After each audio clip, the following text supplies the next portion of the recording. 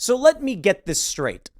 Joe Biden dines with oligarchs who then pay Hunter Biden. They buy him a fancy new car. Well, they sent him the exact amount he needed to buy a fancy new car. And with all this information, where are we currently at with, say, I don't know, impeachment of Joe Biden? Well, where we're currently at is Kevin McCarthy says, you better give me those bank statements, Biden family. You mean to tell me that as far as we've gotten with exposing a lot of this, the Republicans are only at the stage of, please, sir, would you provide us with some evidence? It sounds like they're actually helping the Bidens. I got to be completely honest, because here's what we see. The Bidens are getting away with it, which shows that no matter what you expose, they can do it more, basically giving them the green light to keep doing it because nothing's going to happen to them. And then you ask for bank statements, which basically alerts them to the evidence you're seeking, giving them time to prepare an adequate defense. Masterfully done, Republican Party. Well, here's the news. Let's break down exactly what it is that's going on. Joe dined with oligarchs who paid Hunter. New bank records detail part of the $20 million in foreign cash to Biden family, including $142,000 from Kazakh oligarch to president's son used to buy Porsche after D.C. dinner. And these people, they get away with everything, don't they? I mean, take a look at this story. White House cocaine may have belonged to someone in Biden family orbit. We all knew that. We knew it. Because how do you bypass White House security with drugs? You have to be someone above that security level, like, say, a family member, say, somebody who's known for doing drugs. Maybe Hunter. Maybe not. Who knows? But here's the latest report that was released by the Oversight Committee. Hunter Biden used $142,000 wired from a Kazakh oligarch to his shell company to buy a Porsche before setting up a dinner with his father, Joe, new bank records show.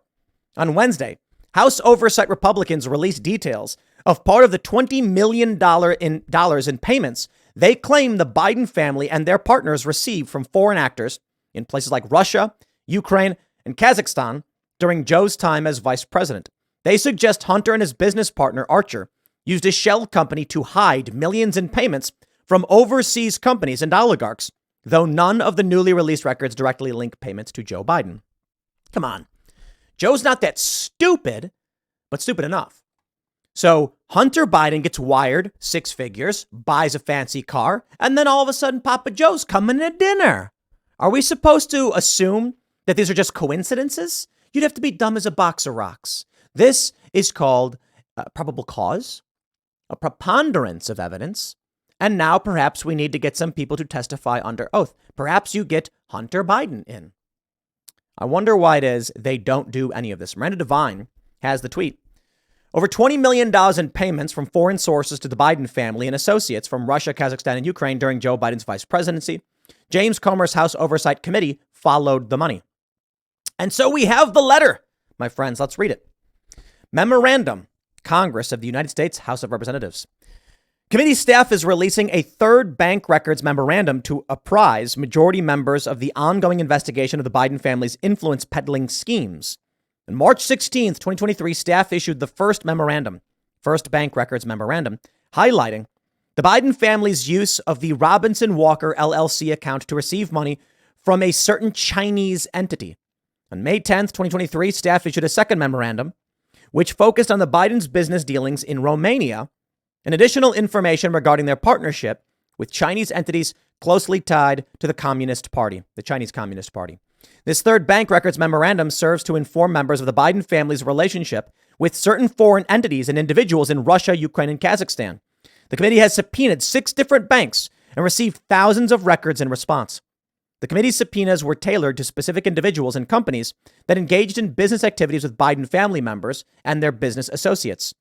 The committee has not yet subpoenaed bank records of members of the Biden family. Committee staff will continue to release memoranda as new information is uncovered. Is anyone surprised by this? This breaking news? Now, of course, as I mentioned before, we had Rick Santorum on the show who said you can't impeach Joe Biden for what he did as vice president. Okay, fair point.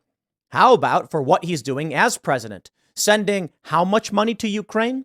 Could it be that they paid him off for such favors in the future, it's all connected. You can't be vice president and then president, engage in these illicit business dealings, and then when you're president, keep advocating for sending billions of dollars to the people who are paying you and be like, it was a totally different administration.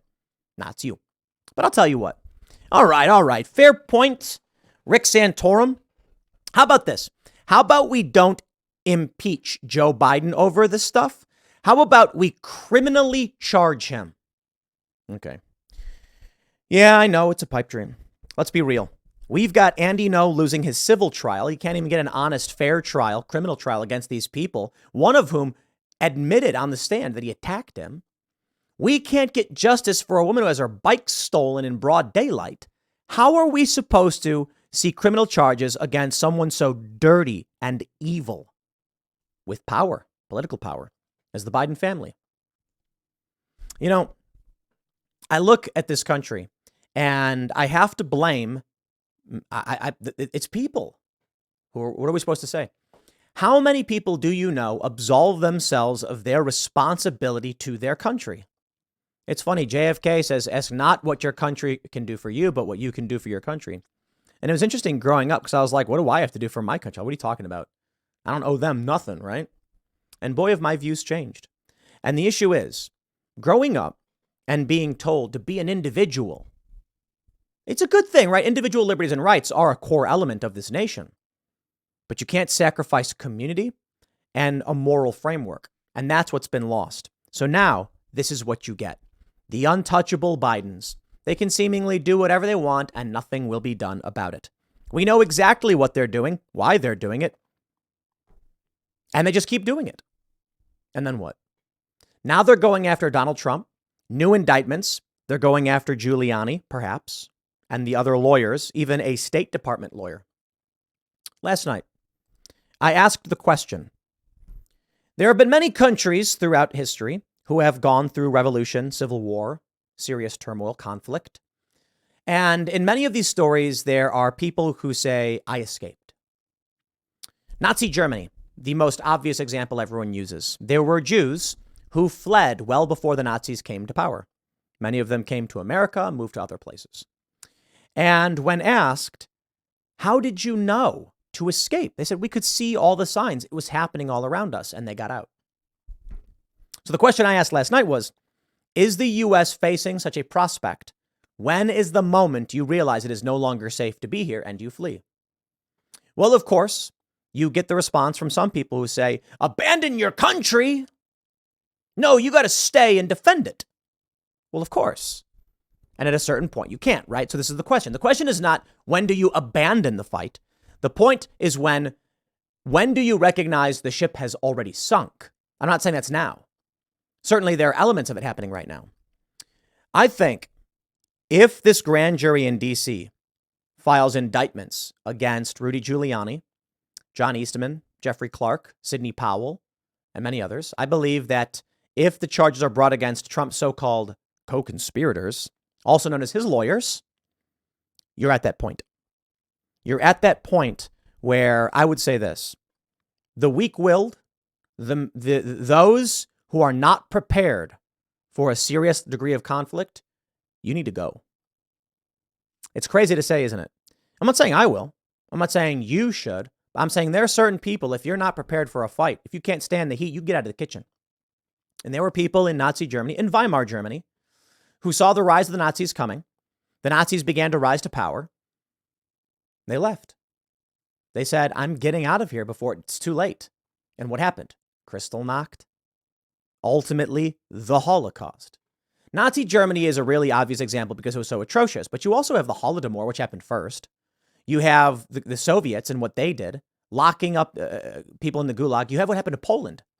When the Nazis and the Soviets invaded Poland, they killed the intelligentsia. Any academics, researchers, scientists, all killed because they were a threat. So I'll tell you where we're at. If they start going after lawyers, the game's changed. Look, it's already crazy. We can see it plain as day. that the Bidens are going after, that Joe Biden's administration is going after his chief political rival in this way, that Joe Biden himself, according to the New York Times, told Merrick Garland to go after Trump. We can see that degree of instability and chaos in the targeting of the front runner. It's unprecedented. But what happens when they then say anyone who tries to defend or advise this man goes down too? Grains of sand in a heap, my friend. How does a country become so bad? It's not overnight. What is it? Gradually, then suddenly, as the saying goes. If they go after Trump's lawyers, how long until they go after advocates, activists, personalities? We had Tom Fitton from Judicial Watch on, #1 government watchdog. How long until they go after him? They already had the FBI go to his house, forcing him to testify before a grand jury. How long before they say, you had phone calls and meetings and conspired too? How long until they come to media personalities and say, you've advocated for criminal activity? Oh, that's right. How many of your favorite personalities said that Donald Trump had a legal argument and should pursue it? How many personalities agreed with Trump and advocated for his actions? How many people supported his rally at the Capitol? Not the January 6th, quote unquote, insurrection, but the rally he had. They will conflate the two, as they've already done. They'll say, these people are going online and inciting crimes. We know that what Donald Trump did was criminal. These people knew it too. And that's the next step. When Joe Biden weaponizes government to go after those who speak up against him. Because if this grand jury is going after Giuliani, is going after Sidney Powell, that's exactly what they're doing. Anyone who opposes them. So at what point do you say the ship is sinking? An abandoned ship. The captain of a ship, a frigate in the colonial era, engaging in conflict with two European powers. I wouldn't call the captain a coward for ordering men to abandon ship. As the saying goes, the captain goes down with the ship. Perhaps that's true bravery. But it's not cowardice when the captain yells, abandon ship. The ship's going down. You want your men to survive, to live to fight another day. Sometimes strategic retreat is important. I am not advocating for abandoning the United States. I'm simply arguing you have to make sure you're being strategic about it, and you don't let pride get in the way of what you need to do to win. There are many people who are probably better off not being in this country if they're going to be politically persecuted and they can continue their work elsewhere. Edward Snowden fled. He's probably better off speaking and talking about the crimes of the United States somewhere where he's not going to be tortured and locked up. But I don't know. I don't have all the answers. I'm certainly not going to advocate for anybody to abandon this country. But I will tell you right now, with what the Bidens have done, what they know that what we know they're doing, cocaine in the White House, no justice. But you walked into a building, you're under arrest, and they're going to lock you up. What we're looking at right now is there were people on January 6th who had no idea what was going on. Now, some people did. Of course they did. And they were violent, and those are bad people. Lock them up. And there are people who did not know what was happening on the other side of the building, who were walking around. There was a permitted rally, and the federal government is trying to lock up dissenters who did nothing. Quite literally did nothing. Just standing there. So I don't know. They're going to do everything in their power to steal more power. And the more power they get, the more power they gain. And this is currently what we're looking at. The Oversight Committee tweets, today we're releasing the bank records memo detailing how the Bidens and the associates received millions. We've identified $20 million in payments from foreign sources to the Bidens and their associates. During Joe Biden's vice presidency, Hunter sold him as the brand. No real services were provided other than access to the Biden network, including Joe Biden himself. Excuse me? No real services were provided? I seem to recall Joe Biden bragging that he went to Ukraine and got a prosecutor fired. I seem to recall testimony that Hunter Biden was told to call D.C. and get help because the prosecutor was shaking down the company. And then Joe Biden coincidentally shows up and gets rid of the prosecutor. Services were rendered. On 2/14/14, Russian oligarch Yelena Baturina wired $3.5 million to a shell company associated with Hunter Biden and Devon Archer. About $1 million was transferred to Archer, and the remainder was used to initially fund a new company account, which Archer and Biden used to receive other foreign wires. We also have reporting that Hunter and Joe shared emails, shared phone numbers. I wonder what that's all about. In spring 2014, a Ukrainian oligarch placed Archer and Biden on the Burisma board of directors and granted to pay each of them $1 million per year. Then Vice President Joe Biden visited Ukraine soon after. After they joined, Hunter claimed credit for this visit to show value. On 4/22/14, Kazakhstani oligarch Kenes Rakishev wired the exact price of Biden's sports car to a bank account used by Archer and Biden. The next day, a payment was made to purchase the sports car. After receiving the sports car payment, Archer and Biden then arranged for Burisma executives to visit Kazakhstan to evaluate a three-way deal among Burisma, a Chinese state-owned company, and the government of Kazakhstan. Hunter brought in millions of dollars from Yelena Baturina, Burisma, and Kenes Rakishev. Vice President Biden had dinner with them in the spring of 2014 and 15 in D.C. This is clear corruption that enriched the Biden family. Oh, we know. We know. But the American people don't care. Those of us that do and call it out are smeared, lied about in the media, and many are facing criminal prosecution. That's the real point. You see, many of the J6ers, bumbling dotards confused. Many of them violent rioters who tried smashing their way into a building.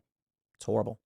And many of them political individuals who attended a rally because they see what's happening in this country and they're upset about it. And that's who they're going after. Anyone who poses a threat to their corruption. This is abject evil happening right before our eyes. And how do we win? Well, Donald Trump needs to win in 2024. And it's possible. And anybody who tells you he can't win is lying. I am sick of this. People saying, oh, he can't win. The deep state won't let him. You really think they're that powerful? Then why did Donald Trump win in 2016? Yeah, because they're not that powerful. They're powerful. They're evil. They'll lie, cheat, and steal. But righteousness is always more powerful than evil, just less willing to cheat. That's the reality. Goodness overpowers evil. Fact. Evil cheats to fight back. And that's what we're seeing. Now, Donald Trump is far from a saint or a savior, but he's at least going to get revenge, and I'll take it. And I suppose the good news here is, and I'm not bringing up this article to rag on Ron DeSantis, but Donald Trump is actually doing really well among women. Isn't that crazy? Trump has more support among female voters than DeSantis does in Iowa, Arizona, and New Hampshire. In Iowa, among men, DeSantis has the edge. But for the most part, Trump has the edge across the board. Again, I'm not bringing this up to bring DeSantis into it, but he is second in place. The primary results matter because primary results are windows into general election results. And you can calculate what you can expect in terms of turnout. And right now, the polls are showing that Trump is rivaling or beating Joe Biden, hence the corruption. The only way the Democrats are going to win this one is by locking up and hobbling their political opponent. In 2020, they had COVID, universal mail-in voting, mass ballot harvesting, etc. They don't have that this time around. What do they have? They have the DOJ. Now that they're in politics, now that they're in government, instead of state level, they go federal. It is believed Donald Trump will be indicted on state charges in Georgia sometime next week. We saw the report from CNN. The grand jury in D.C. has reconvened. They may be going after Giuliani and Jeffrey Clark and Sidney Powell and many others. People who have been on this show. How long after that do they say the media personalities who supported them are not protected by the First Amendment because they're advocating for crimes? Right? That's what they'll claim. And then you will see the crackdown. Come 2024, will this country survive? Now, some may say, of course it will. There's no way the U.S. falls apart. But the question is, what survives? Is it going to be a corrupt deep state apparatus where elections are fake and corruption runs supreme? That seems to be where we're at right now. The fact that Donald Trump won in 2016 proves it's not absolute. And Donald Trump absolutely can win in 2024. That's why they're cheating. If it was hopeless, the cheating would not be necessary. If we were guaranteed to lose, they wouldn't need to do any of this stuff. You wouldn't even hear about it in the media. But the reality is that Trump can win. And that's why they're panicking and desperate. Because if Trump gets in, then revenge is on. Am I confident Donald Trump is going to do everything right? Of course not. Quite the opposite. I'm actually worried he's not going to. There's only one thing I'm counting on with Donald Trump's election, that he fires people, that he just says, shut your mouth, you're fired. He could have fired Comey. He didn't want to because, he didn't want to look bad. Could have fired Fauci. But the left would have gotten so mad. And now look what they've done to him. If Donald Trump doesn't do it, I'd be surprised. Fire people. Ron DeSantis says he's going to start firing deep state people. Perhaps he will. All I can say is the probability lies with Donald Trump doing it over anybody else. In the meantime, you got to tell people. You got to share these stories with them. And, the way I always approach it is I don't go to people and say, here's why you should vote for Donald Trump. I go to people and I would say, if we're talking politics, mind you, you hear about what the Bidens did. And then I'll tell them, guys, if you don't want Trump, let's agree there. How about we both agree, no Trump, no Biden, and we find someone who's not crooked and corrupt, right? Tell me why you think the crooked Biden family should be the ones to take the nomination. Maybe that's why they'll swap them out and they'll bring in Gavin Newsom, because they'll make it a lot harder. Now, you can point to the failures of California state, but you're not going to be able to call out the abject corruption and evil of the Biden family. Maybe that's why they're going to swap him out, but we'll see. I'll leave it there. Next segment's coming up at 4 p.m. on this channel. Thanks for hanging out, and I'll see you all then.